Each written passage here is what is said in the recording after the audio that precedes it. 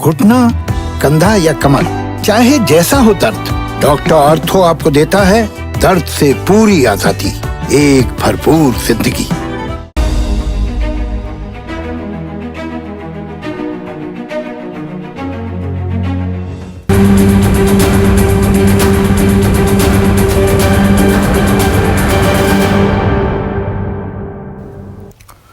नमस्कार, मैं हूं संदीप चौधरी। आज सबसे बड़ा सवाल में बात रोजगार की। किसी भी युवा को, अधेड़ उम्र वाले को भी एक महज रोजगार की दरकार जरूर रहती है। रोजी रोटी चलती है, घर बार चलता है, बच्चों की शिक्षा होती है, उन्हें स्कूल भेजना होता है, मां बाप के अस्पताल का खर्च है। जिंदगी जीने के लिए आपको एक अदद नौकरी की जरूरत होती है, और यहां पर नौकरी और रोजगार में फर्क भी है। उसके बारे में मैं आगे बात करूंगा। लेकिन आज बेरोजगारी की, रोजगार की बात क्यों? आप जानते ही हैं, 2 दिन पहले चुनाव आयोग ने 5 राज्यों में, असम, पश्चिम बंगाल, तमिलनाडु, केरल और पुडुचेरी में विधानसभा चुनावों की तारीखों का ऐलान कर दिया। और आज देश के गृह मंत्री अमित शाह पुडुचेरी में थे, और पुडुचेरी में उन्होंने क्या कहा कि पुडुचेरी में देश में सबसे ज्यादा बेरोजगारी है। 75% युवा, 75%, हर 4 में से 3 युवा बेरोजगार हैं। और हम सरकार में आएंगे तो इस बेरोजगारी दर को 40% पर ले आएंगे। तो एक चुनावी रैली में गृह मंत्री अमित शाह ने हमारे देश की एक कड़वी हकीकत और एक युवा की दुखती नब्ज को टटोला है, वो दबा दी है। बेरोजगारी एक बड़ी समस्या है, लेकिन वो आंकड़ों में कहीं ना कहीं छिपकर रह जाती है। अभी CMIE, centre for monitoring Indian economy, बेरोजगारी के आंकड़े देता है, और जनवरी के जो आंकड़े दिए उसमें तस्वीर यह उभरकर सामने आई कि 1.25 करोड़ रोजगार सृजित हुए हैं जनवरी महीने में 2021 में दिसंबर 2020 के मुकाबले। 38 करोड़ 88 लाख लोगों के पास रोजगार था देश में, 130 करोड़ के देश में। वो बढ़कर 40 करोड़ 7 लाख हो गया। तो बेरोजगारी दर जो 9.1%, टू बी प्रिसाइज 9.06% थी, वो घटकर 6.5% पर आ गई। तो आम आदमी को लगेगा कि अरे ठीक है, बेरोजगारी तो अब काबू में आ रही है। कोरोना काल, संक्रमण काल, संकट काल में तो ये 30% तक भी बढ़ गई थी। लेकिन अमित शाह कह रहे हैं पुडुचेरी में 75% युवा बेरोजगार हैं। तो असलियत का कहीं खुलासा किया है क्या? और यहां मैं सरकारी नौकरी, एक पक्की नौकरी और रोजगार जिसमें पकोड़े तलना और चाय बनाना भी शामिल करती है सरकार। और मैं डिग्निटी ऑफ लेबर का बहुत सम्मान करता हूं।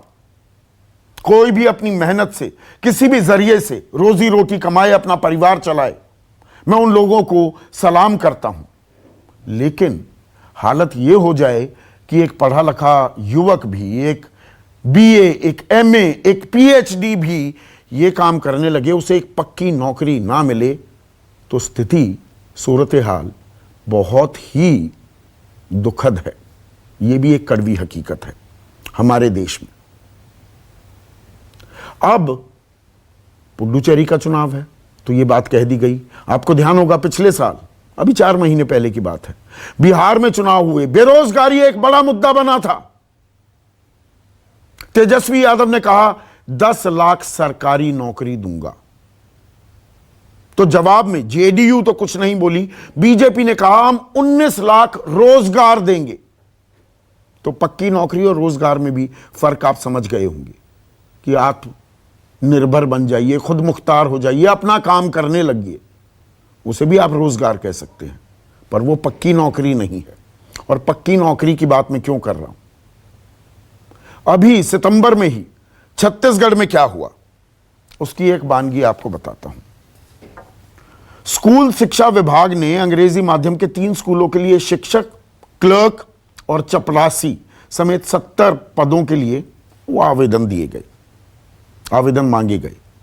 12 पद अकेले चपरासी के थे और इसके लिए भी 300 से ज्यादा आवेदन आ गए। आवेदनकर्ता कौन थे? बीए और एमए, ग्रेजुएट, पोस्ट ग्रेजुएट लोग, वो चपरासी के पद के लिए भी काम करने को तैयार थे। ऐसा ही एक और राज्य में गार्ड के लिए हुआ। 3 साल पहले की बात है, राजस्थान में एक माली के पद के लिए, सरकारी पद के लिए 17,500 आवेदन आए थे। सत्ता में आने से पहले बीजेपी ने वादा किया था 2 करोड़ रोजगार हर साल मुहैया कराए जाएंगे। 7वां साल है तो इस साल मई तक 14 करोड़ रोजगार दिए जाने थे, लेकिन वो आंकड़े नहीं बताए जाते, वो आंकड़े कहीं गोलमोल कर दिए जाते हैं। और सरकारी नौकरियों की बात करूं तो आज की तारीख में देश में 28 लाख पद खाली पड़े हुए हैं। 28 लाख। प्राइमरी सेकेंडरी स्कूलों में अध्यापकों के 10 लाख पद खाली हैं। हमारे बच्चे क्या पढ़ रहे हैं? मेरा बेटा प्राइवेट स्कूल में जाता है, पढ़ाई लिखाई अच्छी हो रही है। सरकारी स्कूलों में क्या है? ये हमारा देश का भविष्य है। 10 लाख शिक्षकों के पद खाली। सर्व शिक्षा अभियान में मंजूर पदों में से 4,17,000 पद खाली हैं। हम अपने जवानों को सम्मान देते हैं, सलूट करते हैं उनकी बहादुरी को। सीआरपीएफ में 22,746, बीएसएफ में 19,320, एसएसबी में 19,175, आईटीबीपी में 6,398 पद खाली हैं। रेलवे में नॉन गैजेटेड स्टाफ में 2,50,410 रिक्तियां हैं। पुलिस कर्मियों के 4,43,524 पद खाली हैं, पर इसके बारे में कोई बात नहीं करता। बताया क्या जाता है कि देखिए ट्रकों की सेल बहुत बढ़ गई। ये भी कुछ साल पहले प्रधानमंत्री ने सदन के पटल पर कहा कि देखिए ट्रकों की सेल बढ़ रही है, बसों की सेल बढ़ रही है, ऑटो की सेल बढ़ रही है। तो नए ट्रक, नए ऑटो, नई बसें आ रही हैं तो एक ड्राइवर की भी जरूरत होगी, एक क्लीनर की भी जरूरत होगी। और ये बताते हुए ये आंकड़ा बताने की कोशिश की गई कि देखिए कितने रोजगार सृजित हो रहे हैं,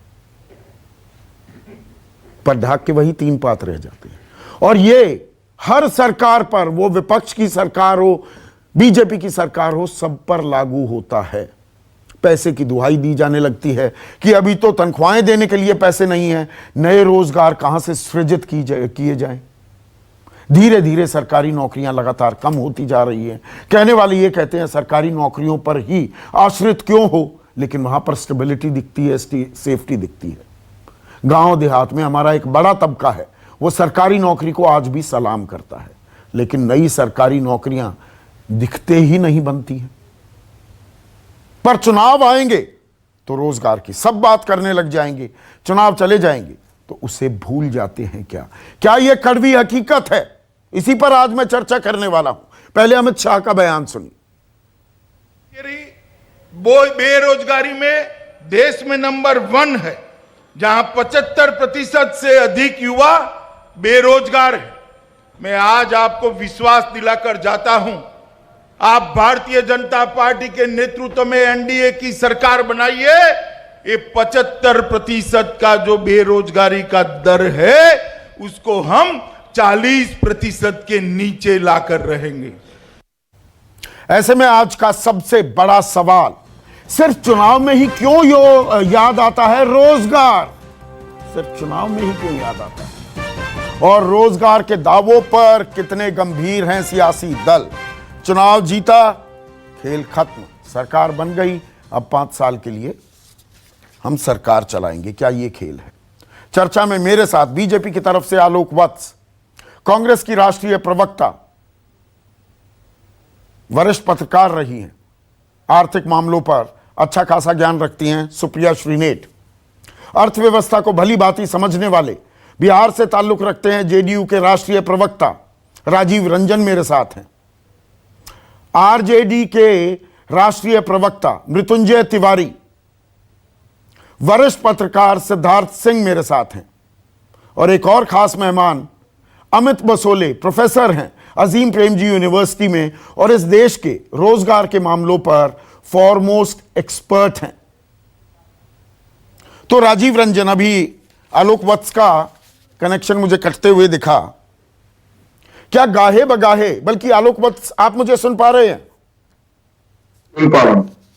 आलोक वत्स, आज गृह मंत्री अमित शाह ने चुनावी रैली में दरअसल रोजगार की पोल खोल दी क्या कि पुडुचेरी में 75% युवा बेरोजगार है। वो ये कह रहे हैं, सीएमआई का जनवरी का आंकड़ा है, देश में सबसे बड़ी समस्या बेरोजगारी की जम्मू कश्मीर में है। 22% वहां बेरोजगारी दर है। त्रिपुरा में 18%, राजस्थान में 18.25%, हरियाणा में 18.25%, गोवा में 16%, दिल्ली में 12.5%, हिमाचल में 11.5%, झारखंड में 11.25%, बिहार में 10.5%। और पुडुचेरी का जो आंकड़ा है, पुडुचेरी का आंकड़ा तो 7.6% का है।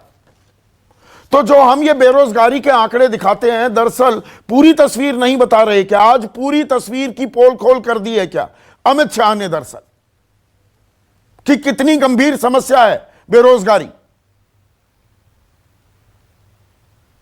देखिए, इसमें कोई शक नहीं है कि बेरोजगारी इस देश के लिए एक गंभीर समस्या बनी हुई है। और ये आज का दिन नहीं है, ये पिछले कांग्रेस के समय से ये चला आ रहा है। अच्छा। और पुडुचेरी एक पर्टिकुलर छोटा स्टेट है जहां पर यह समस्या कुछ ज्यादा ही है। तो उन्होंने उस क्रम में वहां कहा कि वहां उद्योग लगेंगे, वहां पर बेरोजगारी की समस्याएं दूर होंगी तो प्रतिशत घट जाएगा। और पूरे राष्ट्र के साथ जोड़ के उसको नहीं देख सकते आप। नहीं, मैं पूरे राष्ट्र के साथ क्यों नहीं जोड़कर देखूंगा। सीएमआई के जो आंकड़े हैं वो कहता है, आंकड़े कहते हैं कि देश में जनवरी में बेरोजगारी दर 6.5% आ गई, और उसमें पुडुचेरी का बताते हैं सीएमआई कि 7.6% है। तो अमित शाह कह रहे हैं 75% है बेरोजगारी दर युवाओं में। तो ऐसे में जम्मू कश्मीर, जहां आपने 370 हटा दिया था 2019 5 अगस्त को, तो वहां बेरोजगारी कितनी होगी? सीएमआई कहता है 22%, 7.5%, 7.7% वाले पुडुचेरी को गृह मंत्री कह रहे हैं 75% है दरअसल। तो जम्मू में कितना होगा? हरियाणा में 17.25%, वहां आपकी सरकार है। हिमाचल में 11.5%, वहां आपकी सरकार है। बिहार में 10.5%, वहां आपकी सरकार है। फिर तो वहां भी बहुत बड़े आंकड़े होंगे ना बेरोजगारी के। देखिए, बेरोजगारी हर जगह अपना मुंह फैलाए खड़ा है। इसको स्वीकारने में कोई ये नहीं है कि हम इसको स्वीकारते हैं, लेकिन जिस तरीके का काम हो रहा है, जिस तरीके के अर्थव्यवस्था को सुदृढ़ करके आगे की तरफ बढ़ाई जा रही है, आप जीडीपी के संकेत देखिए, वो बढ़ते कितना टाइम लगता है व्यवस्था बनाने में? 7 साल होने वाले हैं आपकी सरकार को। जब 2 करोड़ रोजगार हर साल का वादा था, 14 करोड़ रोजगार मिलने थे। 7 साल में व्यवस्था नहीं बन पाई आलोक वत्स। 7 साल में व्यवस्था इतनी खराब थी, इतनी बैठी हुई थी, इतनी लचर थी, घुटने पे के भी नीचे जा चुकी थी। उसको पटरी पर लाने के लिए जिस व्यापक तौर पर काम हो रहा है, रोड में, रेल में, हवाई जहाज में, इलेक्ट्रिसिटी में, वो किसी से छिपा हुआ नहीं है। जब तक इंफ्रास्ट्रक्चर इस तरीके का नहीं पैदा होगा, तब तक रोजगार कहां से पैदा होगा? आज बाहर के निवेश आ रहे हैं, ये निवेश इस तरीके बड़े पैमाने पे आ रहे हैं, ये सब रोजगार को प्रभावित करने वाली चीजें हैं। लेकिन अच्छा, तो ये मतलब आप कह रहे हैं 2014 से पहले बेरोजगारी का ऐसा बुरा आलम था, रोजगार के कोई अवसर ही नहीं मिल रहे थे, उसे दुरुस्त करने में आपको वक्त लगा। पर 2018 में 1973 में बेरोजगारी के आंकड़े हम जुटाने शुरू किए थे आलोक वत्स। 45 साल के सबसे उछले स्तर पर बेरोजगारी पहुंची थी। 2018 की बात कर रहा हूं, 6.1%। तो 2018 तो 2014 के 4 साल बाद आता है ना, या 2014 से पहले था 2018? नहीं, बाद में था। बाद में था ना? हाँ, बिल्कुल बाद में था। तो बेरोजगारी सबसे ऊंचले स्तर पर 2018 में पहुंची थी ना? देखिए, ये बेरोजगारी एक दिन की समस्या नहीं है। हाँ। ये जब पीछे से व्यवस्था सुदृढ़ नहीं होती है तब इसके दूरगामी परिणाम आते हैं। व्यवस्था बिल्कुल बैठ गई थी, स्टेट एक्सचेकर का पैसा घोटालों में जा रहा था। आज कम से कम मोदी के शासन में एक भी घोटाला कोई उजागर नहीं हुआ है। सरकार का कोई भी पैसा किसी गलत हाथ में नहीं जा रहा है। 7 साल में कितनी सरकारी नौकरियां सृजित हुई, सरकार ये क्यों नहीं बताती? इसके विधिवत पूरे आंकड़े तो मेरे पास नहीं है। नहीं, सरकार ही नहीं दे रही। मेरे पास भी आंकड़े नहीं है, आपके पास कैसे होंगे?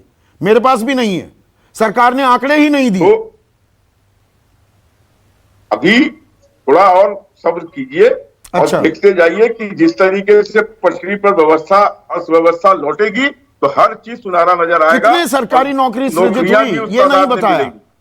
सरकारी नौकरी नहीं है, पर ये 28 लाख नौकरियां, ये जो पद हैं ये खाली पड़े हुए हैं, ये तो भरे जा सकते हैं। इसके पहले इनके तनख्वाह की भी व्यवस्था करनी होगी। अच्छा। सीधे पद भर के और उसको तनख्वाह नहीं देने की स्थिति में हो तो क्या फायदा ऐसा पद भरने तो पुडुचेरी में कर देंगे। पुडुचेरी में सरकार बनते ही तनख्वाहें भी दे देंगे और बेरोजगारी कम कर देंगे। पुडुचेरी एक लचर स्टेट है, एक बिगड़ा हुआ स्टेट है। वहां कुछ नहीं है। वहां पर अगर कुछ भी रोजगार सृजन करना है, कुछ भी उद्योग अगर ले जाएंगे तो वहां रोजगार पैदा होना चालू हो जाएगा। वो बिल्कुल व्यवस्था वहां कुछ है ही नहीं, कुछ छोड़ा ही नहीं पिछली सरकारों ने वहां पे। उस संदर्भ में अमित शाह जी ने कहा है कि यहाँ पर अगर हम सुप्रिया श्री ने पैदा करेंगे तो यहाँ भट्टा बिठा दिया पुडुचेरी का आपकी सरकार ने। 4 में से 3 युवा वहां बेरोजगार हैं।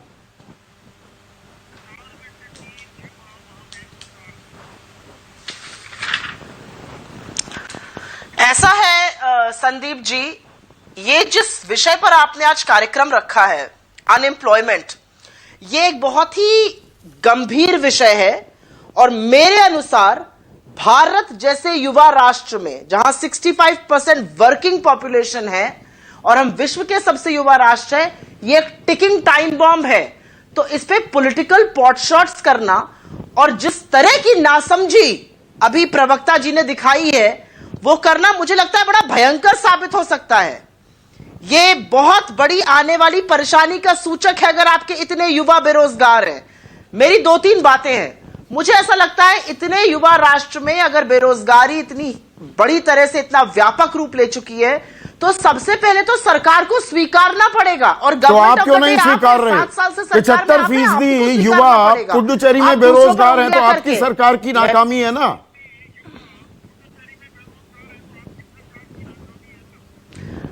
मैं आपको वो आंकड़े रिपीट नहीं करूंगी जो आपने बिहार के, जो आपने उत्तर प्रदेश के, जो आपने हरियाणा के, जो आपने मध्य प्रदेश के बताए हैं। बेरोजगारी वहां पे बहुत ज्यादा है, वो डबल इंजन की सरकारें हैं उसके बाद भी बेरोजगारी है। मैं वही कह रही हूं कि नैरेटिव जो है ना वो रोजगार के लिए नहीं है, नैरेटिव अभी भी पॉलिटिकल है। 7 साल से सरकार में आप हैं, आप कह रहे हैं सब कुछ इतना बर्बाद था कि अब आप सब नए तरीके से सीधा कर रहे हैं। कभी कभी भाजपा वालों की बातें सुन लो तो लगता है कि 2014 में ही देश आजाद भी हुआ होगा, 1947 में नहीं हुआ होगा। शायद वो ऐसा भी अगली बार कहने लगे। मेरा अपना मानना यह है कि अगर छोटी छोटी नौकरियों के लिए पीएचडी तक अप्लाई कर रहे हैं, वो आपको दिखाता है कि जॉब क्रिएशन इस इकोनॉमी में थम चुका है। जिस तरह का ऑप्टिमिज्म आपको दिखता था इकोनॉमी में वो नहीं दिख रहा है। और ये सरकार ये नहीं समझती कि जॉब कैसे क्रिएट होती है। उसकी तो एक 30 सेकंड में बात कर ली जाए। जब उपभोग बढ़ेगा तब निवेश बढ़ेगा, जब निवेश बढ़ेगा तो जॉब क्रिएट होगी। अगर आपका सबसे बड़ा पहिया 60% of the GDP is consumption, अगर वही ठप पड़ा रहेगा, आपकी कौन सी जॉब क्रिएट होगी? तो सारी जिम्मेदारी क्या केंद्र सरकार की है? मैंने इसीलिए 1 मिनट सुप्रिया, 1 मिनट छत्तीसगढ़ का मैंने इसीलिए उदाहरण दिया। चपरासी की नौकरी के लिए बीई एमबीए डिग्री धारक भी आवेदन कर रहे हैं। 12 चपरासी के पद थे। राजस्थान का मैंने आपको उदाहरण दिया, वहां पर माली के पद के लिए 17,500 लोग लाइन में लग गए। राज्य सरकारों की कोई जिम्मेदारी नहीं है। आपने तो तेजस्वी यादव के साथ मिलकर 10 लाख नौकरियों का भरोसा दिया था ना कि सरकार बनते ही साइन कर देंगे। तो मतलब सरकारें, राज्य सरकारें भी चाहें नौकरियां सृजित हो सकती हैं ना।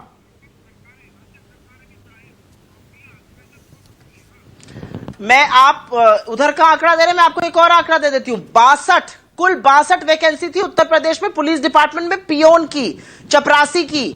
90,000 लोगों ने अप्लाई किया था, जिसमें से पीएचडी से 3700, ग्रेजुएट्स, पोस्ट ग्रेजुएट्स। तो यह दिखाता है कि जॉब्स है नहीं।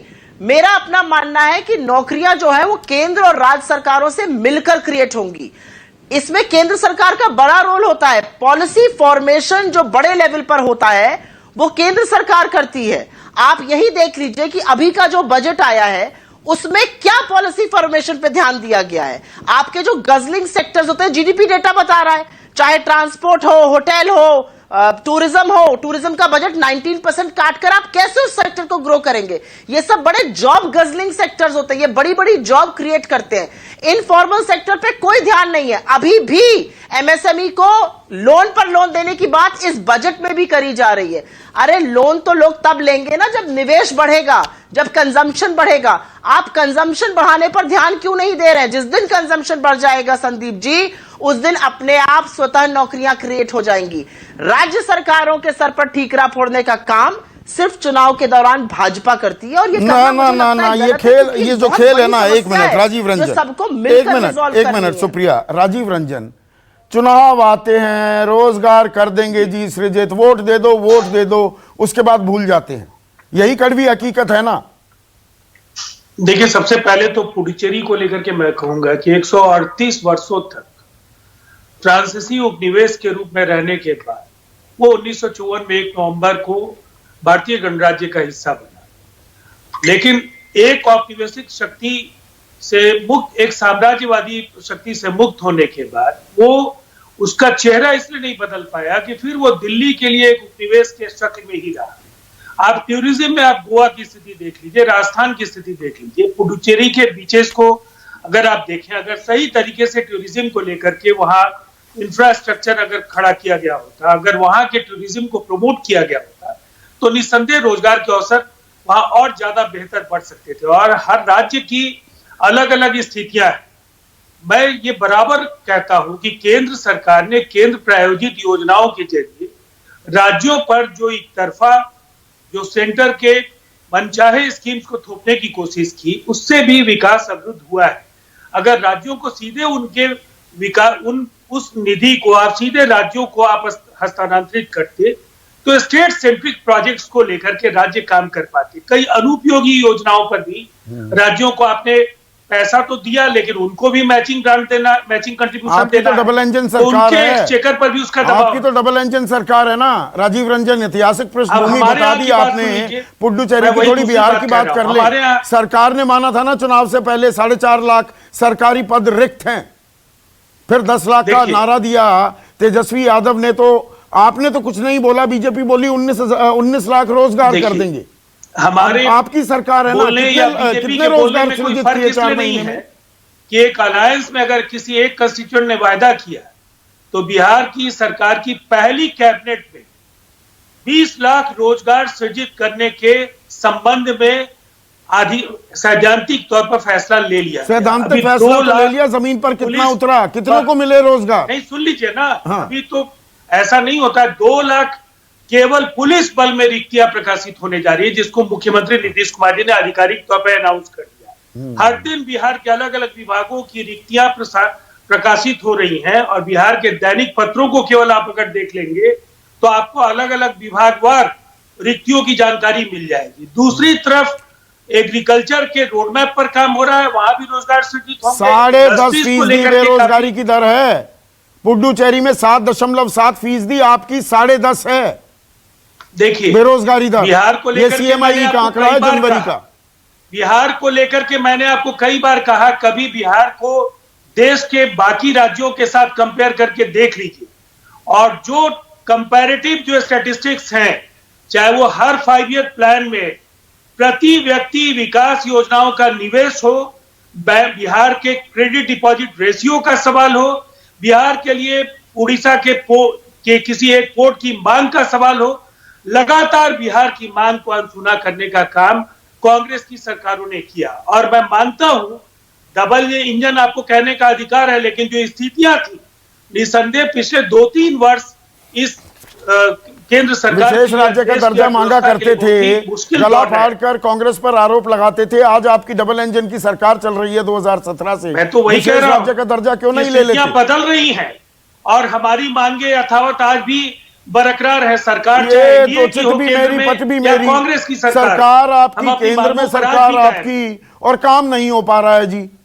नहीं, काम तो हो रहा है ना। अभी मैंने आपको क्या बताया, बिहार में संसाधनों के अभाव के बावजूद, शराबबंदी जैसे फैसलों के बावजूद कोषागार को आज एक बड़े फैसले के लिए हम लोगों ने तैयार किया और एक्सचेकर से आज इतने लाखों नियुक्तियों को लेकर के राज्य सरकार ने अगर फैसला अच्छा, आवेदन आने वाले हैं, अभी प्रकाशित होने वाले हैं। मृत्युंजय तिवारी रिस्पॉन्ड कीजिए। 10.5% है बेरोजगारी दर। ये बस एक चुनावी जुमला मात्र है क्या? सब आप सब लोग इसमें शामिल हैं। चुनाव से पहले रोजगार देंगे, रोजगार देंगे, वोट दे दो, वोट दे दो, फिर भूल जाते हैं। संदीप जी, एक ऐसा मुद्दा है जिसे फुटबॉल बना करके ये उसके ऊपर चारों ओर से खेला नहीं जा सकता है। बेरोजगारी गंभीर मुद्दा है और सबसे पहले आपको पता होना, आप खुद इसके गवाह रहे हैं कि नेता तेजस्वी यादव जी ने बिहार चुनाव में बेरोजगारी को अहम मुद्दा बनाया और ये पहला चुनाव होगा जब बेरोजगारी के मुद्दे पर हम लोगों ने चुनाव लड़ा। और कितना भी हमारे विरोधियों ने भटकाने की कोशिश की, चुनावी मुद्दा बनाने की कोशिश की, राम मंदिर, धारा 370 और 3 तलाक, इस तरह के विवादित मुद्दे, लेकिन जनता इसमें नहीं फंसी। आखिरकार हमारे विरोधियों को, बीजेपी को तेजस्वी यादव जी के 10 लाख के रोजगार के जवाब में 19 लाख रोजगार की बात करनी पड़ी। ये हमारी जीत थी। आज पांडिचेरी में जिस तरह से अमित शाह जी, गृह मंत्री जी रोजगार पर बात कर रहे हैं, बेरोजगारी की बात कर रहे हैं, वो तो अपनी सरकार की पोल खोल रहे हैं। 7 वर्ष हो गए, 2 करोड़ रोजगार का क्या हुआ? 2014 में हमारे आदरणीय प्रधानमंत्री जी घूम घूम कर कह रहे थे कि 2 करोड़ लोगों को बेरोजगारी, युवकों को रोजगार देंगे। आप बताइए, उस पर कोई बात ही नहीं हो रही। जब सवाल पूछा जाता है तो कह रहे हैं पकौड़े तले। स्वरोजगार को भी आप रोजगार नहीं कह सकते। सरकारी नौकरी की बात तेजस्वी यादव जी ने की थी कि हम पहले कैबिनेट में तो आप कह रहे हैं ना राजीव रंजन, 2 लाख नौकरियों की भर्ती के अभी एड्स आने वाले हैं, विज्ञापन आने वाले हैं अखबारों में। एक अभी विज्ञापन नहीं आएंगे। अभी तक तो सदन में लगातार तेजस्वी यादव जी सवाल पूछ रहे हैं कि रोड मैप बताइए। बजट सरकार ने पेश किया, कहाँ है रोड मैप? 19 लाख रोजगार का रोड मैप कहाँ है? आज विधान परिषद में 100 पदों पर रिक्तियां जो पद हैं उस पर वैकेंसी आते हैं, उसमें 3 लाख नौजवान अप्लाई करते हैं, उसमें MA PhD किए हुए। जो आप छत्तीसगढ़ का उदाहरण दे रहे थे, तो बिहार में देखिए ना, 100 पदों पर 3 लाख नौजवान अप्लाई कर रहे हैं और उसमें भी सब PhD होल्डर हैं, चपरासी मालिक के पद पर। तो ये स्थिति किसने बनाई? ये तो सरकार की जिम्मेवारी, आप सब लोगों ने बनाई है। इससे सरकार नहीं बच सकती। हमारी तो मांग है, हम तो इस मुद्दे पर चुनाव लड़ रहे हैं। हमारा तो ये प्राथमिकता है कि पढ़ाई, लिखाई, दवाई, कमाई, सिंचाई, सुनवाई और कार्रवाई, यही तो लड़ाई है। तेजस्वी यादव जी लगातार चुनाव में कह रहे हैं, अभी भी विधानसभा में कह रहे थे कि ये पढ़ाई, कमाई, दवाई, सिंचाई, सुनवाई, कार्रवाई, इसी पर सरकार को काम करना चाहिए। तो हम लोगों की सरकार तो नहीं बनी।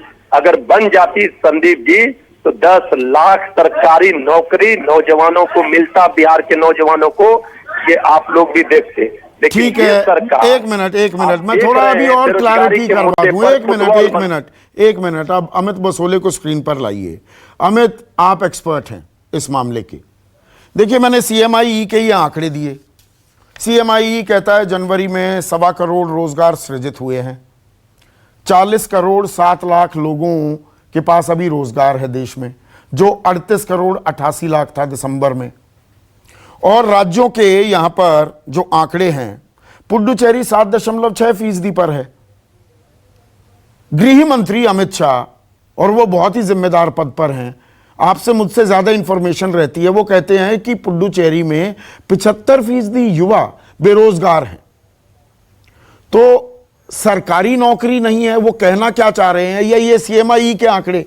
ये तो 1/10 है, 1/10 फिगर बता रहा है CMI का आंकड़ा कि 7.6% लोग बेरोजगार है पुडुचेरी में। अमित शाह कह रहे हैं कि युवा वहां पर 75% युवा बेरोजगार है।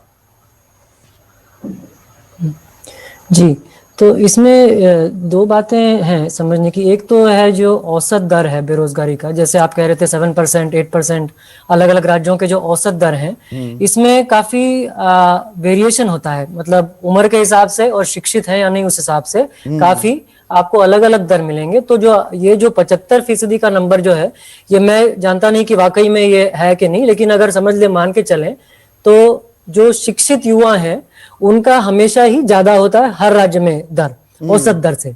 तो कहीं अगर 7% औसत है तो 15 या 20% युवा शिक्षित युवा का होगा।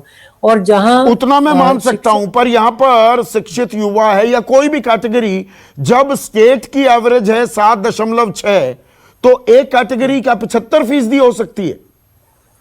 हाँ, ये बहुत ज्यादा लग रहा है। अब मैं भी कह नहीं सकता क्योंकि मैंने ये आंकड़े देखे नहीं हैं और हमें पता नहीं वो कौन सी तो कैटेगरी के बारे में बात कर रहे हैं, पर वो क्या कड़वी हकीकत बयां कर रहे हैं कि देखिए हम रोजगार को, अब वही पकोड़े तलना, चाय बनाना, स्वरोजगार को भी रोजगार मान लेते हैं। दरअसल देश में सरकारी नौकरी और कितनी भी प्राइवेटाइजेशन, थैचरिज्म, रीगनिज्म की हम बात करते रहे, it is not the business of the government to be in business. सरकार मिनिमम गवर्नमेंट मैक्सिमम गवर्नेंस की तर्ज पर चलेंगे, यानी कि सरकारी नौकरियां कटेंगी। आज भी अधिकांश भारतीय परिवारों में हर कोई चाहता है उसका बेटा या बेटी सरकारी नौकरी मिल जाए, ये एक हकीकत है। और सरकारी नौकरियां तो लगातार सिकुड़ती जा रही हैं। गलत तो नहीं कह रहा मैं अमित? जी नहीं जी, बिल्कुल सही कह रहे हैं। तो इसमें भी मैं बस दो बिंदु जोड़ूंगा कि एक तो सरकारी नौकरी और जो निजी नौकरियां, इसके बीच में जो रिश्ता है ये समझने की बहुत जरूरत है कि निजी क्षेत्र में नौकरियों का सृजन तभी होगा जब आवश्यक इंफ्रास्ट्रक्चर और सरकारी सुविधाएं पहुंचेंगी, और उसके लिए सरकारी नौकरियां जरूरी हैं। तो सरकारी नौकरी से तो कोई छुटकारा नहीं, सरकार चलनी है, उसको लोग ही चलाएंगे और उन लोगों को तनख्वाह भी मिलनी है। ये जो रिक्त पद पड़े हैं इसका असर निजी क्षेत्र पे भी होता है क्योंकि सेवाएं उपलब्ध नहीं होती। सड़क, बिजली, पानी, स्वास्थ्य, शिक्षा, सारी सेवाओं के लिए लोग चाहिए और उसके लिए सरकार भी चाहिए। अब दूसरा बिंदु जो है वो है कि सरकार सारी समस्या का हल नहीं है, ये सब लोग मानते हैं। जब निजी क्षेत्र में पक्की आय और नियमित आय मिलना शुरू होगी तो लोग खुद ब खुद उस पर भरोसा करना भी शुरू करेंगे। लोग मैं ये नहीं मानता कि वो सरकार की ही नौकरी करना चाहते हैं, वो पक्की नियमित आय चाहते हैं। और जब निजी क्षेत्र ये सृजन करना शुरू करेगा तब वहां खुद ब खुद लोग आना शुरू करेंगे। पर यहाँ पर तो आज की तारीख में समस्या ये है, और खास कोरोना काल का भी उसमें इंपैक्ट अगर देखें, सरकारी नौकरियां तो लगातार पिछले 6-7 साल से सिकुड़ रही हैं, कम होती जा रही हैं, और 28 लाख सरकारी पद रिक्त पड़े हुए हैं। वो मैंने आंकड़ा बताया ही है। लेकिन कोरोना काल की मार ये पड़ी कि जो कंपनियां हैं उन्होंने नौकरियों में छटनी की, तनख्वाहें भी काट दी, बॉटम लाइन्स उनकी इंक्रीज हुई है। अब जो, और ये सिद्धार्थ और इलाबोरेट करेंगे, लेकिन वहां पर भी कोई रोजगार के अवसर बहुत ज्यादा मुकम्मल हैं या एकदम अवसर बढ़ रहे हैं, ऐसी स्थिति भी नहीं है अमित। तो युवा के लिए तो डबल वैमी हो रही है। बिल्कुल, कोरोना काल का तो बहुत बात ही अलग है क्योंकि इसके लिए जो बजट में करना चाहिए था, मांग को लेकर के, डिमांड को लेकर के और लोगों की सिंपल आजीविका को लेकर के जो करना चाहिए था, जैसे मनरेगा हुआ, कैश ट्रांसफर हुआ, ये सब नहीं हुआ बजट में। तो इसलिए कोरोना काल की जो स्थिति हुई है, बुरी स्थिति, उसके लिए अभी पर्याप्त सरकार ने कदम नहीं उठाए हैं। अगर आप इंफ्रास्ट्रक्चर भी देखें, जो बजट का बड़ा पुश था, ज्यादातर वो इंफ्रास्ट्रक्चर बड़ी कंपनियों की हिस्से में जाएगा, जिसको आप कह रहे हैं कि जो कॉर्पोरेट सेक्टर ने तनख्वाहें काटी हैं और जिनकी बॉटम लाइन बढ़ी है। एमएसएमई सेक्टर की आप बात करें तो उसमें इंफ्रास्ट्रक्चर पुश उनके लिए बहुत ज्यादा नहीं है और ग्रामीण क्षेत्र में भी कम है। तो इसका जो इंफ्रास्ट्रक्चर का जो मल्टीप्लायर इफेक्ट रोजगार पे होता, वो अगर थोड़ा अलग उसका ओरिएंटेशन होता, ग्रामीण क्षेत्र की तरफ, छोटे उद्योगों की तरफ, तब जाके आपको निजी क्षेत्र में रिवाइवल दिखता और रोजगार का सृजन भी दिखता। ठीक है, सिद्धार्थ को स्क्रीन पर लाइए। एक मिनट अमित। सिद्धार्थ, जो अमित कह रहे थे, देखिए सरकारी नौकरियां तो मिल नहीं रही, वो सृजित ही नहीं हो रही हैं, वो कम होती जा रही हैं। और प्राइवेट सेक्टर में भी देखिए आंकड़ा, ये आप कह दीजिए, और आंकड़े हैं CMI के, और इन्हीं को मैं कोट करता हूं कि 9.1% से घटकर 6.5% भी आ गई बेरोजगारी दर, लेकिन वो पहले कितनी तनख्वाह पर था, 30,000 की पे था, अब वो क्या 10,000 की पर आ गया है। ये अपने आप में एक सवाल है। और कंपनियों की बॉटम लाइन्स तो इंक्रीज हो रही है ना, कि भाई तनख्वाहें काट दी, नौकरियां कम कर दी हैं, बॉटम लाइन इंक्रीज हो रही है। तो इस अंधेरे में, और आप भी आज थोड़े से अंधेरे में बैठे हुए हैं, लाइट की प्रॉब्लम मुझे दिख रही है, इस अंधेरे में कोई उम्मीद की किरण दिखती है आपको? नहीं संदीप, उम्मीद पर दुनिया कायम है। और मुझे लगता है कि देखिए अभी जो सडन कोविड के बाद जो इम्पैक्ट हुआ था अर्थव्यवस्था में, वो हम सबको पता ही है। तो उसके बाद दोबारा अर्थव्यवस्था पटरी पर आ रही है। और मैं ये मानता हूँ कि देखिए एक बात बड़ी स्पष्ट है कि सरकार सबको तो रोजगार दे नहीं सकती। हमारी जनसंख्या भी बहुत बड़ी है, तो ये भी तो ये बात क्यों नहीं बताती? कोई भी राजनीतिक दल ये बात बताने से गुरेज क्यों करता है? चुनाव आते हैं, अरे हम देंगे 2 करोड़ देंगे, 10 लाख देंगे, फलाना कर देंगे, 75% से घटाकर 40% ले आएंगे। यही तो वादे करके वोट लिए जाते हैं। नहीं संदीप, बिल्कुल मतलब ये एक हकीकत है। देखिए इतनी बड़ी जनसंख्या को कोई सरकार या प्राइवेट सेक्टर अकेले रोजगार दे देगा, ये ऐसा मुमकिन नहीं है। दूसरा, हमारी शिक्षा नीति, मतलब हम हर आदमी जो है डिग्री लेता जाता है, हासिल करता जाता है, और ऑब्वियसली हम उसको मानते हैं कि वो अनएम्प्लॉयड ग्रेजुएट है या पोस्ट ग्रेजुएट है, जो भी है। दूसरा संदीप, तीसरा क्या होता है कि सरकार की तरफ से भी ये कमी है, जो भी रिक्त पद हैं उन्हें जल्द से जल्द भरना चाहिए। लेकिन सरकार की भी मजबूरी है, क्योंकि अर्थव्यवस्था की हालत बहुत अच्छी नहीं है। तो ऑब्वियसली वो भी जो है, हाल फिलहाल में आप देखेंगे कि परमानेंट जॉब की जगह वो कॉन्ट्रैक्ट जॉब की तरफ सरकार ने भी बड़ा कदम उठाया है। बहुत बड़े पैमाने पर वो लोगों को कॉन्ट्रैक्ट पे रख रहे हैं। लेकिन मैं ये मानता हूँ कि हमें एक तो वोकेशनल ट्रेनिंग की तरफ जाना चाहिए, ये, और सेल्फ एम्प्लॉयमेंट को प्रमोट करना चाहिए। दूसरा, मुझे लगता है कि जब अर्थव्यवस्था सुधरेगी या अर्थव्यवस्था एक बार पटरी पर, तो हमें ऐसे माकूल जो है माहौल को ऐसा रखना होगा कि जहाँ पे आपके यहाँ निवेश बढ़े, तो अपने आप जो मैन्युफैक्चरिंग बढ़ेगी। ये तो मतलब बहुत लंबी चेन हो गई ना सिद्धार्थ, देखिए बड़ी लंबी चेन हो गई ना। आप दरअसल वो राज्य सरकारें हो या केंद्र सरकार हो, वो एक शिक्षित युवा को वो क्या कह रहे हैं कि हम कोई गारंटी नहीं दे सकते आपको जॉब की। प्राइवेट सेक्टर भी अपने हिसाब से हायरिंग करेगा, फायरिंग भी करेगा। तो भैया अपना कुछ काम शुरू कर लो, खुद मुख्तार बन जाओ, आत्मनिर्भर बन जाओ, जो काम बन सके वो काम कर लो। यही भरोसा दिया जा रहा है एक शिक्षित युवा को। सुदीप, आज आप देखिएगा कोविड के बाद क्या हुआ है।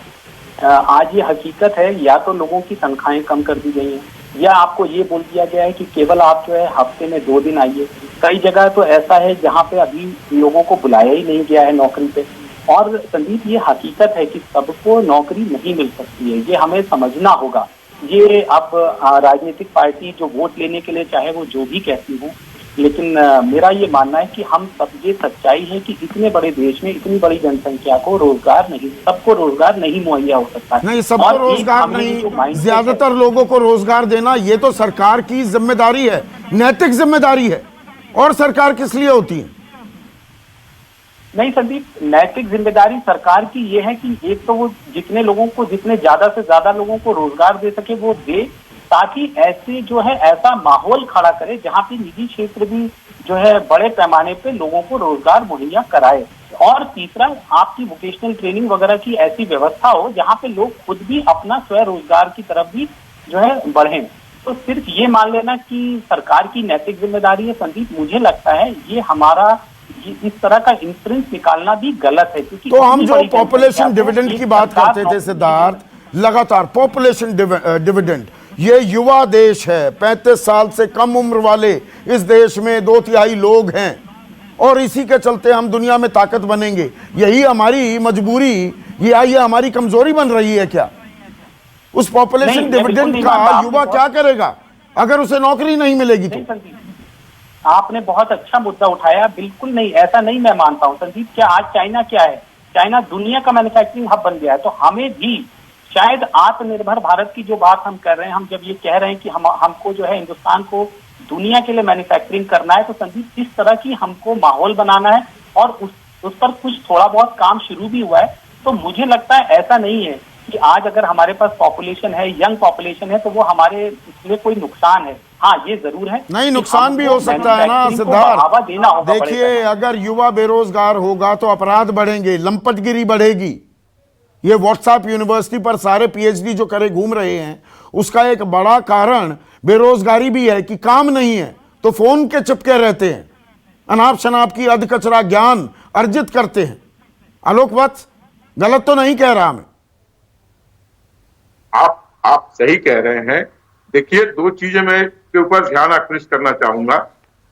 पोस्ट कोविड परिस्थितियां में काफी बदलाव आ चुका है। जितने भी लोग पलायन कर गए थे उसमें से अधिकांशतः लोग वापस अपने अपने शहरों में लौट गए और वहां काम उनको मिल रहा है। दूसरी बात कि जो कटौती हुई थी कोविड के समय, वो मजबूरी थी कंपनियों की, चाहे किसी भी तरीके की कंपनी हो, उसकी मजबूरी थी। एकाएक उसके ऑर्डर कैंसिल हुए, खासकर जो एक्सपोर्ट लाइन में थे या जो डोमेस्टिक लाइन में थे उनके भी। लेकिन अब व्यवस्था धीरे धीरे पटरी पर आ रही है और रोजगार मेरा सवाल ये है आलोक वत्स, और आपने अभी आप सारे राजनीतिक दल, एक मिनट बिहार की आलोक वत्स सुनिए ना, ये तो बहुत सारी आप सफाई देते रहेंगे आज, और ये मैं सुप्रिया से भी यही सवाल पूछूंगा, मृत्युंजय तिवारी से भी और राजीव रंजन से भी। सब राजनीतिक दल आज एक प्रण कर लीजिए मेरे शो पर कि आप चुनाव से पहले चुनावी रैलियों में रोजगार देने का वादा नहीं करेंगे। वोट मांगने के आपके पास और बहुत मुद्दे होते हैं, आप कम से कम ना एक युवा के साथ ये भद्दा मजाक मत करिए। क्या आप ये प्रण लेने को तैयार हैं कि हम चुनावी रैली में रोजगार के वादे नहीं करेंगे? मैं आपको एक चीज बता दूं कि ये सरकार कतई कभी भी किसी भी हालत में सारे युवाओं को रोजगार मुहैया नहीं करा सकती है। हम ऐसा मत बोलिए ना 2 करोड़ देंगे या 10 लाख देंगे या 19 लाख दे देंगे। मेरा सवाल यह है सुप्रिया, एक मिनट सुप्रिया स्क्रीन पर, सुप्रिया नहीं, सीधा हाँ या ना में बताइए। चारों व्यक्ति हैं, सुप्रिया प्रण करना बंद कर दीजिए जी, हमें यह भरोसा मत दीजिए, और बहुत मुद्दे हैं उस पर हमारा ध्यान आकर्षित कीजिए।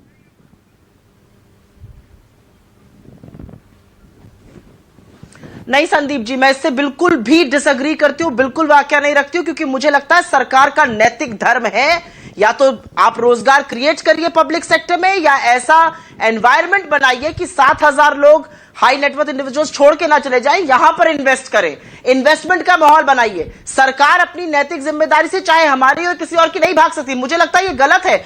मुद्दा राजनीति का रोजगार होना चाहिए, वो मुद्दा नहीं है। आप पॉलिटिशियंस को क्लीन चिट मत दीजिए, बिल्कुल पॉलिटिशियंस को क्लीन चिट नहीं देनी चाहिए। आप मुझे बताइए, यूएस चाइना की ट्रेड वॉर हो रही थी, बाजी कौन मार ले गया? बांग्लादेश और वियतनाम। हमारे जरा इतना बड़ा देश, हम क्या कुछ नहीं कर सकते थे? हम आपस ही में भिड़ते रहे। यहां पर पीयूष गोयल इंपोर्ट कम होने का खुशी मना रहे थे। अरे सच तो यह था कि आप सेक्टर्स आइडेंटिफाई करिए, कौन से सेक्टर्स हैं जो बड़ी नौकरियां, बड़े पैमाने पे नौकरियां क्रिएट कर सकते हैं, चाहे वो एक्सपोर्ट है चाहे वो सर्विसेज है, उसमें तो ध्यान देने की जरूरत है। आप पॉलिटिशियंस को क्लीन चिट देने की तैयारी बिल्कुल मत करिए। नहीं, मैं ये सवाल बड़े दुखी मन से पूछ रहा हूं। एक मिनट राजीव रंजन, मैं दुखी मन से यह सवाल पूछ रहा हूं क्योंकि एक युवा का, देश के भविष्य का भरोसा टूटता है फिर सरकारों पर। सरकार इकबाल से चलती है, तो सरकार बनाने से पहले वो आप हो, कांग्रेस हो, समाजवादी पार्टी हो, आरजेडी हो, बंद कर दीजिए अब ये नाटक कि हम नौकरी देंगे। आप देते तो है नहीं। संदीप जी, मुझे फक्र है कि हमारे नेता नीतीश कुमार जी ने कोई ऐसा अविश्वसनीय वायदा नहीं किया जिसको उन्होंने जमीन पर नहीं उतारा। अगर उन्होंने 7 निश्चय कहा, 7 निश्चय उन्होंने जमीन पर उतारा। अगर उन्होंने कहा कि शराबबंदी लागू करेंगे, हम सत्ता में आएंगे, तो लागू उन्होंने किया। बिहार के घर घर तक बिजली पहुंचाएंगे, ये वायदा किया कि अगर नहीं पहुंचा पाए तो चुनाव में वोट नहीं मांगेंगे। बिजली आज बिहार की जमीनी सच्चाई है। देखिए, हमारा ये मानना है, आसमानी वायदों के जरिए मतदाताओं को लुभाना ये एक बड़ा अपराध है, और इस तरह के अपराध के लिए मैं इतना ही कहना चाहूंगा कि भारतीय निर्वाचन आयोग को जो पोल प्रॉमिसेज आप करते हैं उनका भी ऑडिट करना चाहिए। अगर आप सत्ता में आते हैं उन वायदों को लेकर के, 5 वर्षों के कार्यकाल में आप उन वायदों को जमीन पर नहीं उतारते हैं, आपकी रेटिंग होनी चाहिए। अगर केवल आप झूठे वायदों के बल पर सियासत करते हैं तो आपको प्रतिबंधित संगठन बनाया जाना चाहिए। अच्छा। इसलिए कि जो एक तरीका उभर करके आया है, जो असला और हथियार बांटने बीजेपी वाले से लोग भी सलाह नौकरियों मशवरा की कर बात लिया। करते थे, जो जंगल राज बीजेपी से रोकने वाले सलाह लोग मशवरा थे, कर लिया, जो वो भी आप ये नौकरियों चाह की रहे हैं बात चुनाव करते थे। आयोग करे। लेकिन हमारे नेता नीतीश कुमार जी ने कहा नहीं, जमीन पर नौकरियों की पृष्ठभूमि तैयार कर दी, रोजगार के तो अवसर देखिए सृजित कर ये दिए। है हालत, इसीलिए चुनाव फर्क आ है। जाते हैं तो रोजगार का, बेरोजगारी का मुद्दा यकायक सेंटर स्टेज पर आ जाता है। पर कड़वी हकीकत क्या है, और आप मुझसे बेहतर जानते हैं, आप दर्शक हैं, आसपास आपके घर में, आपके परिवार में, आपके रिश्तेदारों में, दोस्तों यारों में नौकरी का आलम क्या है, रोजगार का आलम क्या है, आप मुझसे भी कहीं बेहतर जानते हैं। लेकिन सरकारें, वो केंद्र हो या राज्य सरकारें हों, इस बात को इतना अनसुना क्यों करते हैं? क्योंकि यही देश का भविष्य है। युवाओं को रोजगार नहीं मिलेगा तो अपराध बढ़ेगा, सामाजिक दूरियां बढ़ेंगी, कुरीतियां बढ़ेंगी, लंपटगिरी बढ़ेगी। तो जो डेमोग्राफिक डिविडेंड की हम दुआई देते आ रहे हैं, वही हमारी लायबिलिटी ना बन जाए, डेमोग्राफिक डिविडेंड की जगह डेमोग्राफिक लायबिलिटी में तब्दील ना हो जाए। तो सरकारों को इसके बारे में जरूर सोचना होगा और सोचना चाहिए। इसी उम्मीद के साथ नमस्कार। खास जड़ी बूटियों से बना पेट सफा आयुर्वेदिक चूर्ण आज ही ले आएं। पेट सफा पहली रात से ही असर दिखाता है और इसकी आदत भी नहीं पड़ती। पेट सफा, हर रोग दफा।